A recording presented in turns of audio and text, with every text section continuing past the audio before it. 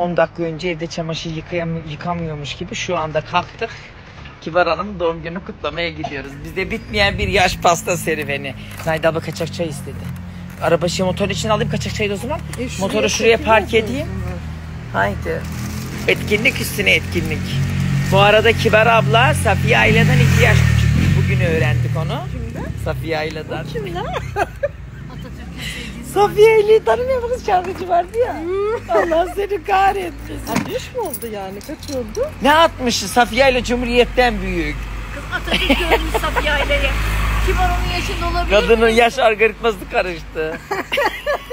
Yani kaç yaşında? Çok Safiye iyi. Ayla öldüğünde 80 yaşındaydı Kibar düşün. abla 80 değil ama. Abi zaten olamaz ki. Gavur 60 mı oldu? gibi. Ne oldu papaz? Kibar abla Esra papaz kaçırdı. Şimdi gidelim bunu izlesin seni öldürür görürsün bak.